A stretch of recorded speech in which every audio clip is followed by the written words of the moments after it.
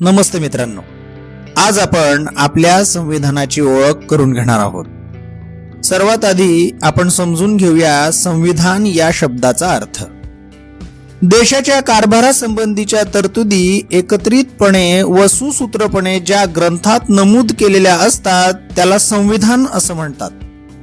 याचाच अर्थ संविधान म्हणजे देशाच्या राज्यकारभारासंबंधीच्या तरतुदींचा लिखित दस्तऐवज होय. जनतेकडून निवडून आलेल्या प्रतिनिधींमधून शासन किंवा सरकार स्थापन केलं जातं.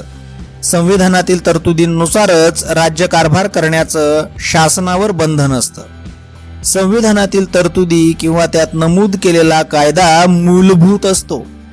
संविधानास विसंगत ठरतील असे कायदे शासनाला करता येत नाहीत. असे केल्यास ते कायदे न्यायमंडळ रद्द ठरवू शकते. आता जाणूया संविधानातील तरतुदींविषयी. संविधानात अनेक प्रकारच्या अनेक बाबींविषयीच्या तरतुदी असतात. नागरिकत्व, नागरिकांचे हक्क, नागरिक आणि शासन संस्था यांच्यातील संबंध, शासनाने करायच्या कायद्यांचे विषय, निवडणुका, शासनावरील मर्यादा व राज्याचे अधिकार क्षेत्र इत्यादी त्या बाबी आहेत. संविधानानुसार राज्यकारभार करण्याचं तत्व बहुतेक सर्वच देशांनी स्वीकारलंय. असं असलं तरी प्रत्येक देशाच्या संविधानाचं स्वरूप वेगवेगळं असतं. इतिहास, समाजरचना, संस्कृती, परंपरा इत्यादी बाबतीत देशादेशांमध्ये भिन्नता असते किंवा वेगळेपण असते. त्याचप्रमाणे राष्ट्रांच्या गरजा व उद्दिष्टेही भिन्न असू शकतात. त्यास अनुरूप असं संविधान निर्माण करण्याचा प्रयत्न ते राष्ट्र करतं. मित्रांनो, इंग्लंड, अमेरिका या देशांचा राज्यकारभार संविधानानुसार चालतो, परंतु दोन्ही संविधानांमध्ये फार फरक आहे. उदाहरणार्थ, अमेरिकेचं संविधान इसवी सन 1789 मध्ये अंमलात आलं. ते लिखित असून त्यात केवळ 7 कलमांचा समावेश आहे.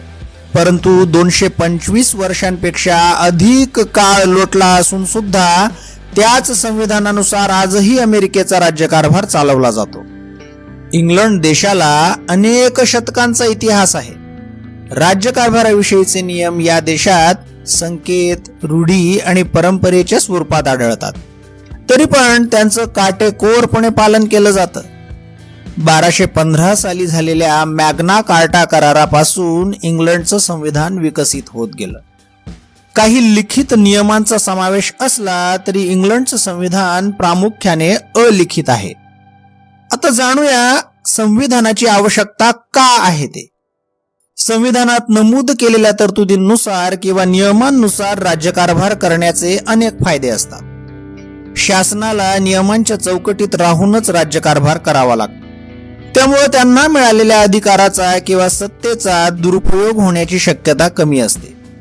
संविधानात नागरिकांचे हक्क व त्यांच्या स्वातंत्र्याचा उल्लेख असतो. शासनाला ते हक्क हिरावून घेता येत नाहीत, म्हणून नागरिकांचे हक्क व स्वातंत्र्य सुरक्षित राहते. संविधानातील तरतुदींनुसार राज्यकारभार करणे म्हणजे कायद्याचे राज्य प्रस्थापित करण्यासारखे आहे, कारण त्यात सत्तेच्या गैरवापराला किंवा मनमानी कारभाराला वाव नसतो. संविधानानुसार राज्यकारभार होत असल्याचे पाहून सामान्य माणसांचा शासनावरील विश्वास वाढतो. त्यातून ते सहभागाला उत्सुक होतात. सामान्य माणसांच्या वाढत्या सहभागामुळे लोकशाही अधिक मजबूत होते. संविधान त्या देशासमोर काही राजकीय आदर्श ठेवते. त्या दिशेने वाटचाल करण्याचे बंधन सुद्धा त्या राष्ट्रावर असते. त्यातून जागतिक शांतता व सुरक्षितता, मानवी हक्कांचं संवर्धन होण्यास पोषक वातावरण निर्माण होतं. नागरिकांच्या कर्तव्यांचा उल्लेख संविधानात असल्यानं नागरिकांची जबाबदारीही निश्चित होते. राज्यकारभार म्हणजे नेमकं काय? देशाच्या सीमारेषांचं संरक्षण करणं, परकीय आक्रमणापासून जनतेचं रक्षण करणं, इथपासून ते दारिद्र्य निर्मूलन, रोजगार निर्मिती, शिक्षण व आरोग्य सेवा, उद्योग व्यवसायांना प्रोत्साहन, दुर्बल घटकांचं संरक्षण, महिला, बालके व आदिवासींच्या प्रगतीसाठी उपाययोजना इत्यादी अनेक विषयांबाबत शासनाला कायदे करावे लागतात. कायद्याच्या अंमलबजावणीद्वारे समाजात योग्य ते बदल घडवून आणावे लागतात. थोडक्यात सांगायचे झाल्यास आधुनिक काळातील शासनाला अवकाश संशोधनापासून ते सार्वजनिक स्वच्छतेपर्यंतच्या सर्व बाबींसंबंधी निर्णय घ्यावे लागतात. यालाच राज्यकारभार असं म्हणता येईल. आता आपण भारताच्या संविधानाची निर्मिती कशी झाली हे जाणून घेऊया. भारताच्या संविधान निर्मितीला इसवी सन 1946 पासूनच सुरुवात झाली. स्वतंत्र भारताचा राज्यकारभार ब्रिटिशांनी तयार केलेल्या कायद्यानुसार चालणार नाही, तर तो भारतीयांनी स्वतः तयार केलेल्या कायद्यानुसार चालेल असा स्वातंत्र्य चळवळीतील नेत्यांचा आग्रह होता.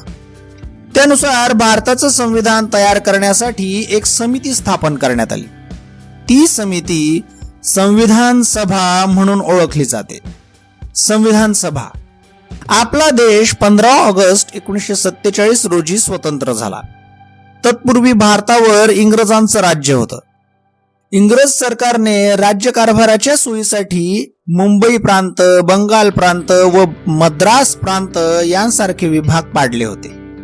या प्रांतांमधील कारभार तेथील लोकप्रतिनिधींमार्फत चालवला जात होता. त्याचबरोबर देशातील काही भागांचा कारभार तेथील स्थानिक राजे पाहत होते.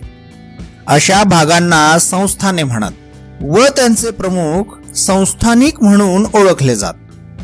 संविधान सभेत प्रांत आणि संस्थानांचे प्रतिनिधी यांचा समावेश होता. संविधान सभेत एकूण 299 सदस्य होते. डॉक्टर राजेंद्र प्रसाद हे संविधान सभेचे अध्यक्ष होते. आता जाणूया डॉक्टर बाबासाहेब आंबेडकरांचं योगदान. डॉक्टर बाबासाहेब आंबेडकर हे मसुदा समितीचे अध्यक्ष होते. त्यांचा विविध देशांच्या संविधानांचा गाढा अभ्यास होता. त्यांनी अहोरात्र अभ्यास व चिंतन करून संविधानाचा मसुदा तयार केला. डॉक्टर बाबासाहेब आंबेडकरांनी तयार केलेला संविधानाचा मसुदा संविधान सभेपुढे मांडण्यात आला. त्यावर कलमवार चर्चा झाली. अनेक दुरुस्त्या सुचवण्यात आल्या. संविधानाचा मसुदा संविधान सभेपुढे मांडण्याचे, त्याविषयी विचारलेल्या प्रश्नांना उत्तरे देण्याचे, तसंच संविधान सभेच्या सूचनांनुसार मूळ मसुद्यात फेरबदल करण्याचे, प्रत्येक तरतूद निर्दोष करण्याचे काम डॉक्टर बाबासाहेब आंबेडकरांनी केले. भारताच्या संविधान निर्मितीतील या योगदानामुळे त्यांना भारतीय संविधानाचे शिल्पकार म्हणतात. संपूर्ण संविधान लिहून पूर्ण झाल्यानंतर संविधान सभेने त्यास मान्यता दिली व त्याचा स्वीकार 26 नोव्हेंबर 1949 रोजी केला. म्हणून 26 नोव्हेंबर हा दिवस संविधान दिन म्हणून साजरा केला जातो. 26 जानेवारी 1950 पासून संविधानातील तरतुदींनुसार देशाचा राज्यकारभार चालवण्यास सुरुवात झाली. या दिवसापासून भारताचे प्रजासत्ताक राज्य अस्तित्वात आले.